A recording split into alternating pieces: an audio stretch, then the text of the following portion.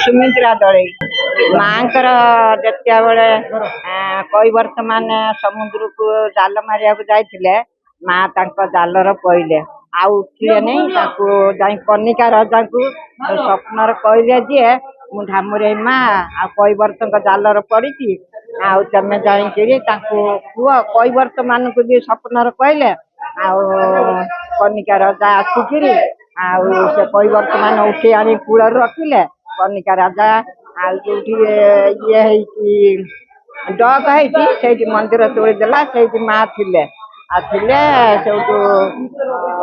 जे कई वर्षर विधवा माँ मत पूजा करेंगे पुरुष छुईबे नहीं बामुण खंडायत बारिक धुबा के पूजा करिए नहीं कई वर्षर विधवा माँ मत पूजा करिए आ माँ कर आदेश से दिन कई वर्षर विधवा माँ पूजा कर आम छोट बेलू देखिए माँ कर गोटे बड़ मेला चाहती मो संतान मैंने आसुँच मुझे देखी सी मत देखिए आते बड़ ठंडा जाड़ काकर हऊ कि रकम भिड़ नागिब ये रकम आसबे जीवे लक्ष लक्ष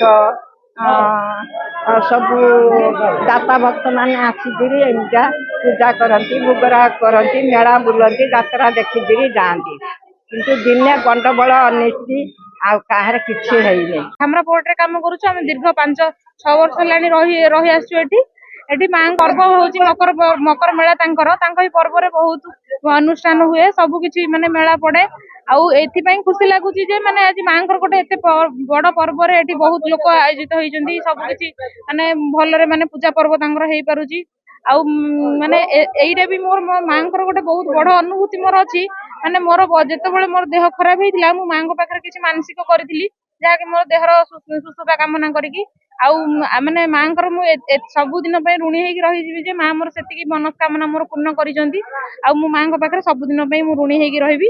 ये मेला आज दीर्घ 70-80 वर्षर मेला ये मेला प्रति वर्ष लक्ष लक्ष भक्तंकर समागम हुए से कमिटी तरफ आमर समस्त प्रस्तुति सरी से जो मंदिर माँ का दर्शन भक्तंकर भिड़ होची सेतिपाई आमे धाड़ी दर्शन व्यवस्था करिछु पुलिस प्रशासन सहयोग एवं कमिटी मेंबर सहयोग एटा केमिति शांति श्रृंखला रे पालन कराहब से कमिटी तरफ समस्त प्रस्तुत करा एटा माँ आविर्भाव हेबा ठारू माँकर स्वप्नादेश अनुसार कैवर्त परिवार विधवा महिला माने माँ को पूजा करती एटा माँ एठारे स्थापन हेबा ठारू विधवा महिला माने कैवर्त जातिर विधवा महिला माने तांको पूजा करिया भक्तों आमर यात्री निवास सुविधा अच्छी जो माने दूर दूरांतर आसुचंती सेमाने रहिबा पई यात्री निवास व्यवस्था अच्छी एवं आंद बजार प्रसाद व्यवस्था अच्छी आउ बहु लोकंर समागम पाई आमे एठी ऑपेरा शोर व्यवस्था अच्छी एवं दोली खेलना सबु प्रकार व्यवस्था कराई 15 दिन धरी चले आज 14 तारिख रु एटा जनवरी 30 पर्यंत चलिबो। आज एक पवित्र दिन रे आम बालेश्वर भद्रक कोऑपरेटिव सोसाइटी तरफ आम मंदिर को एक कोऑपरेटिव बैंक तरफ मंदिर को एक ठंडा पानीय जलर आक्वागार्ड प्रदान कराई। Baleswar Bhadrak cooperative bank president Srijukta Ganesh Mahapatra महोदय आज आसी ताको एठी उद्घाटन करिसंती सेतिपई आमे कमिटी तरफ धन्यवाद देउ।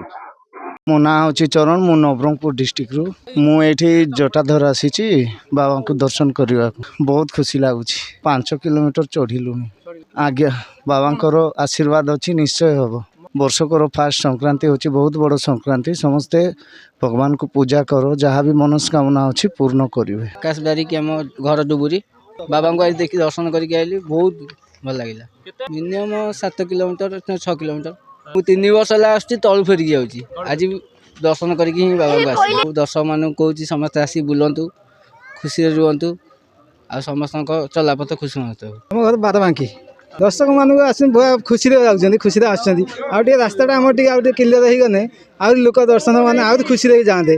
ଖାଇବା ପିଇବା ସବୁ କିଛି ଏଠି ଆମର ଜଟାଧାରୀ ଭକ୍ତ ସବୁ କାହାକୁ ଫେରା ହେଉନି, ଖାଇବା ପିଇବା ସଫିସିଏଣ୍ଟ ଦିଆହେଉଛି, ସବୁ କିଛି ଏଠି ଭଲ।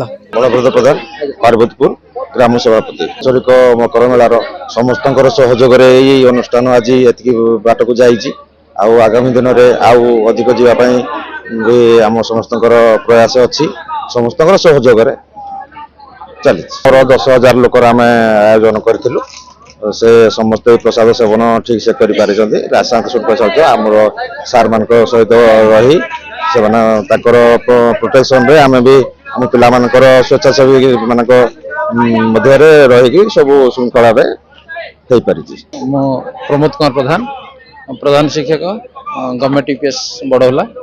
ଏବଂ ଏଇ ଆମର ମକର ଯାତ୍ରା କାର୍ଯ୍ୟକ୍ରମ ଏଠି ମୁଁ ମୁଖ୍ୟ ବକ୍ତା ରୂପରେ ଯୋଗ ଦେଇ ମୋତେ ବହୁତ ଭଲ ଲାଗିଲା। ଏବଂ ପ୍ରତ୍ୟେକ ବର୍ଷ ମଧ୍ୟ ମୁଁ ତ ଏଇ ଯାତ୍ରାକୁ ଆସେ ଏବଂ ପିଲାମାନେ ଅତି ଆଗ୍ରହର ସହିତ ଡାକନ୍ତି। ଏବଂ ଇଏ ଦିନକୁ ଦିନ ମୁଁ ଦେଖୁଛି ଯେ ୟାର ଲୋକ ସଂଖ୍ୟା ବୃଦ୍ଧି ପାଇବାରେ ଲାଗିଛି ଏବଂ ଲୋକମାନଙ୍କର ଗୋଟେ ମୁଖ୍ୟ ଯାତ୍ରା ଆମ ଅଞ୍ଚଳର ମଧ୍ୟ ଇଏ ବର୍ତ୍ତମାନ ହେବାକୁ ଲାଗିଛି। ଏବଂ ନିଶ୍ଚିତ ଭାବରେ ଆକୁ ବହୁତ ସୁନ୍ଦର ଭାବରେ এই যাত্রা আହୁରି ହେବ ଏବଂ ଲୋକମାନଙ୍କ ଉପରେ ନିଶ୍ଚିତ ଭାବରେ ୟାର ପ୍ରଭାବ ପଡ଼ିବ ଏବଂ ମକର ବିଷୟରେ ସେମାନେ ଅଧିକ ବି ଜାଣିପାରିବେ। ତେଣୁ ଇଏ ନିଶ୍ଚିତ ଭାବରେ ଆମ ଏରିଆ ପାଇଁ ଇଏ ଗୋଟେ ଗର୍ବ ଏବଂ ଗୌରବର ବିଷୟ ଯେ 4ଟି ଗାଁର ମିଶ୍ରଣରେ ଯେ ଏତେ ସୁନ୍ଦର ଭାବରେ ସେମାନେ କାର୍ଯ୍ୟକ୍ରମ କରିପାରୁଛନ୍ତି।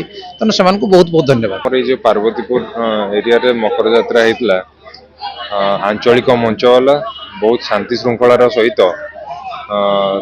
ଏଇ ପର୍ବଟିକୁ କରିଥିଲେ। ବହୁତ ଡିସିପ୍ଲିନ କ୍ରାଉଡ ବି ଆସିଥିଲେ, ସବୁ ଗାଁରୁ ଲୋକମାନେ ଆସିଥିଲେ, ଶାନ୍ତି ଶୃଙ୍ଖଳାର ସହିତ ମାନେ ଯାତ୍ରାକୁ ଉପଭୋଗ କଲେ। ତା ସାଙ୍ଗରେ ଆମର ଗୁଜା ପାହାଡ଼ ଉପରକୁ ସେ ଯେଉଁ ଲୋକମାନେ ଦର୍ଶନ କରିବାକୁ ଯାଉଥିଲେ ଠାକୁରଙ୍କୁ, ସେ ଅତି ସୁନ୍ଦର ଭାବରେ ଆମର ଆଞ୍ଚଳିକ ମଞ୍ଚର ଯେଉଁମାନେ ଭଲେଣ୍ଟିୟର ଥିଲେ ସେମାନେ ଆମ ପୋଲିସ କର୍ତ୍ତୃପକ୍ଷଙ୍କ ସାଙ୍ଗରେ ମିଶି ବହୁତ ଭଲରେ ଇଏ କରିଥିଲେ। ସେଥିପାଇଁ ବହୁତ ଭଲ ଲାଗିଲା। ମୁଁ ସମସ୍ତଙ୍କୁ ଅଭିନନ୍ଦନ ଏବଂ ଶୁଭେଚ୍ଛା ଜ୍ଞାପନ କରୁଛି। ଆମ ଆଠଗଡ଼ ତିଗିରିଆ ନିର୍ବାଚନ ମଣ୍ଡଳୀର ମା ବଡ଼ବନ୍ଧିଆଣୀ, ଯେଉଁଟାକି ଏଭଳି ମା ଅଛନ୍ତି ପ୍ରତ୍ୟକ୍ଷ ମା। ଯେଉଁ ଭକ୍ତ ବା ଶ୍ରଦ୍ଧାଳୁଟି ଆସେ ଯାହା ମାନସିକ ରଖେ ତାହା ପୂରଣ ହୁଏ। ଏବଂ ଆଜି ଏଠି ଲକ୍ଷାଧିକ ଲୋକ ସମାଗମ ହୋଇଛନ୍ତି ଏବଂ ଏଠି ଯାହା ବିକାଶ ଦରକାର ଆମ ଭାରତୀୟ ଜନତା ପାର୍ଟି ଆମ ସରକାର ଆସିଛି। ବାଙ୍କିର ଯିଏ ବିଜେପି ବିଧାୟକ ପ୍ରାର୍ଥୀ ଅଛନ୍ତି ତୁଷାରକାନ୍ତି ଚକ୍ରବର୍ତ୍ତୀ, ସେ ମଧ୍ୟ ଏମ୍ପିଙ୍କୁ କହିଛି ଆମର ଭର୍ତ୍ତରୀ ସାଂସଦ ଯିଏ ଅଛନ୍ତି ସାଂସଦ ଶ୍ରୀଯୁକ୍ତ ଭର୍ତ୍ତରୀ ମହତାବଙ୍କୁ ଅନୁରୋଧ କରି ତାଙ୍କ ଲ୍ୟାଣ୍ଡରୁ ମଧ୍ୟ ପଇସା ଦେଇଛନ୍ତି, ଯେଉଁଟାକି କାର୍ଯ୍ୟକ୍ରମ ଆରମ୍ଭ ହୋଇଛି। ନିଶ୍ଚିତ ଭାବରେ ମାଙ୍କର ବିକାଶ ପାଇଁ ଯାହା ଦରକାର ଆମ ସରକାର ଅଛି। ଆର ବର୍ଷ ଯେଉଁ ଯାତ୍ରା ହେବ ତା ପୂର୍ବରୁ ଏଠି ବିକାଶ କରାଯିବ। ଯାହା ଆମ ତିଗିରିଆ ତରଫରୁ ଏଠି ଯେ ସୋମପାଡ଼ର ଯେ ଦାୟିତ୍ୱ ନେଇଛନ୍ତି ଆମର ସନା ଭାଇ ହୁଅନ୍ତୁ ବା ଆମର ସନ୍ତୋଷ ଭାଇ ହୁଅନ୍ତୁ, ସେମାନଙ୍କ ମାଧ୍ୟମରେ ଏଠି ବିକାଶ କରାଯିବ। ଇଏ ଅତ୍ୟନ୍ତ ଅଲୌକିକ ଘଟଣା କହିଲେ ବି କମି ପଡ଼ିଯିବ। କାରଣ ଏଠି ମା ବଡ଼ବନ୍ଧିଆଣୀଙ୍କର ଯେଉଁ ମହିମା, ତାଙ୍କର ଯେଉଁ ପ୍ରଚାର ପ୍ରସାର, ଲୋକମାନଙ୍କର ତାଙ୍କ ପ୍ରତି ଯେଉଁ ଭକ୍ତି, ଏ ଭାବ ଏଠି ଦେଖିଲେ ଆପଣ ଜାଣିପାରିବେ। ଏଠି ଯେତିକିଟା ବାଟ ଏଠି ସଂଯୋଗ ସମଷ୍ଟି ହେଇଛି, କେଉଁ ରାସ୍ତାରେ ଫାଙ୍କା ନାହିଁ, ଲୋକ ଜାମ୍। କିନ୍ତୁ ଗୋଟିଏ କଥା, ଇଏ ମାଙ୍କର ମହିମା ଯେଉଁ ଅନୁସାରେ, ଲୋକଙ୍କର ଭକ୍ତି ଯେଉଁ ଅନୁସାରେ, ଲୋକଙ୍କର ସମାଗମ ଯେଉଁ ଅନୁସାରେ, ଯାତ୍ରାର ପ୍ରଭାବ ଯେଉଁ ଅନୁସାରେ, ସେ ଅନୁସାରେ ଏଠି ଭିତ୍ତିଭୂମିର ଟିକେ ଅଭାବ ଅଛି। ଏବଂ ସେ ଭିତ୍ତିଭୂମି ପାଇଁ ମୁଁ ମ୍ୟାନେଜମେଣ୍ଟ କମିଟି ସହିତ କଥା ହେଉଥିଲି ଯେ ୟାର ଚତୁଃପାର୍ଶ୍ୱ ଜାଗା କାହାର କେମିତି କ'ଣ ଅଛି, ୟାର ସ୍ଥିତାବସ୍ଥା ଦେଖି ଏକୁ ଯଦି ଆମେ ଜାଗା ନ ଦେବା, ଜାଗା ବ୍ୟବସ୍ଥା ନ କରିବା, ଆଗକୁ ଆଗକୁ ଲୋକଙ୍କର ସଂଖ୍ୟା ବଢ଼ିବ। ବଢ଼ିଲେ ଏଠି ଯେଉଁ ଅନୁସାରେ ଆୟୋଜକମାନେ କରୁଛନ୍ତି ଠିକ୍ ଭାବରେ ପରିଚାଳନା ହେବା କଷ୍ଟ ହେବ। ଭଲ ଭାବରେ ଆମ ସରକାର ହିନ୍ଦୁ ଧର୍ମର ସଂସ୍କୃତି ପରମ୍ପରାକୁ ନେଇକି ଚାଲିଛି। ଏ ସରକାର ଏ ପ୍ରକାର ସମାବେଶ, ଧର୍ମୀୟ ଭାବନା, ଆମର ହିନ୍ଦୁ ଧର୍ମର ଯେଉଁ କାର୍ଯ୍ୟ, ଏ ବାବଦରେ କୌଣସିଠାରେ କୌଣସି କମି କରିବେ ନାହିଁ। ଏ ନିଶ୍ଚିତ ଭାବରେ ଆମେ ଆମର ଯଥାଶକ୍ତି ଆମେ ଉପସ୍ଥାପନ କରିବୁ। ଯେଉଁ କଥା କି ମୁଁ ଅଲରେଡ଼ି ମ୍ୟାନେଜମେଣ୍ଟ ସହିତ କଥା ହେଇଯାଇଛି ଯେ ଏଠି ପଚାରୁଥିଲି ଯେ କେଉଁ ପାର୍ଟ ରହିଛି ଆମର ଏପଟେ ଆଠଗଡ଼ ପଟେ, କେଉଁ ପାର୍ଟଟା ରହୁଛି ବାଙ୍କି ପଟେ। ମୁଁ କହିଲି ତାକୁ ଦେଖି କଥାବାର୍ତ୍ତା କରି आमे तार सुव्यवस्था करने